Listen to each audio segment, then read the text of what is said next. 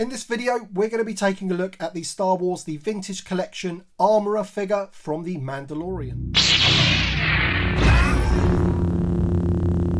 Hi there, Star Wars collectors, welcome to another Bossk's Bounty video, and as I mentioned in the intro, we're going to be taking a look at the Star Wars The Vintage Collection Armourer figure from The Mandalorian. She is looking absolutely awesome on that great card back. And let's not waste any more time and let's take a look at that card back right now, because I think this card back is probably the best card back from the wave in my opinion. They've got her absolutely nailed there with her sort of furnace thing going off in the background. Really sets the mood. Some really nice lighting in there with all the orange glows and everything from that fire pit or whatever you want to call it. There she is in the bubble with that lovely colour for the name pill. Really sets the figure off in my opinion. It's a great card back, that one. There's the back of the card. She is VC179, and of course you've got the rest of the figures from the wave. I've already reviewed Moff Gideon, so please check out that review after this video, and I'm going to be reviewing all the other figures from the wave as well, including Captain Rex and including Darth Vader, and I've got a lot to say about Darth Vader, so make sure you check that video out if you haven't already.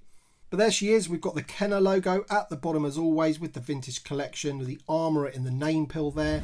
The Mandalorian with the Star Wars chase. Classic card backs. That's why we love them. And let's get this figure out and check it out.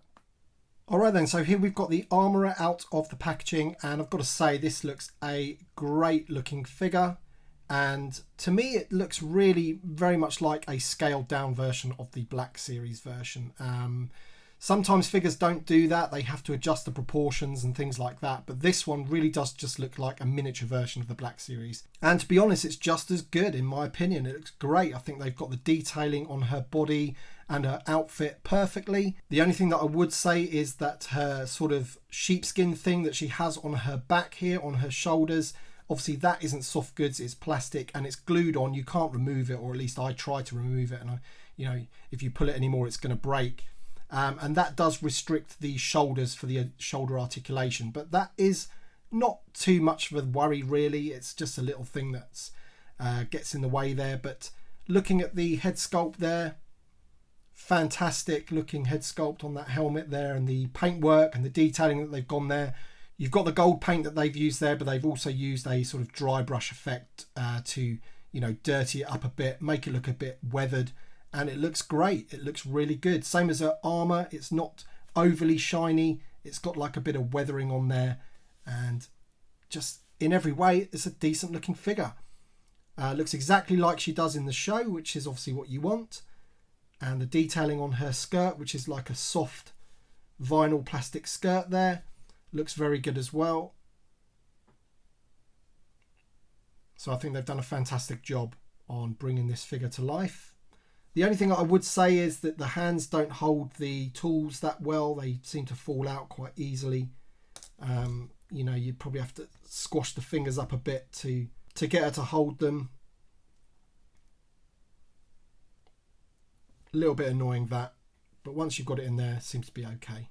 This one's not too bad. This hand does hold those tongs, not too bad. So, but yeah, the little hammer, very loose in the hand, and mine came a little bit bent. And also I do feel that the plastic that they've used, a little bit cheap.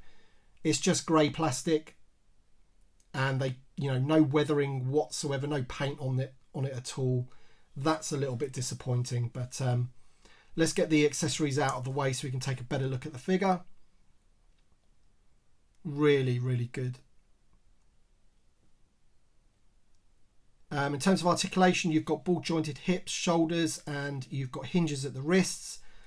Now, of course, as I mentioned, the articulation on the shoulders is going to be a bit limited because of that piece of plastic on her back.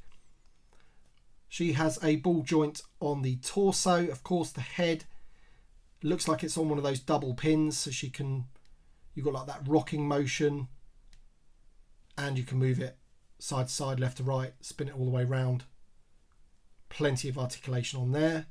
Perhaps the neck's a little bit too long if I was going to be overly critical, but if you look at it from that point of view, it doesn't look too bad. But just underneath there, the neck, yeah, it could be a little bit long.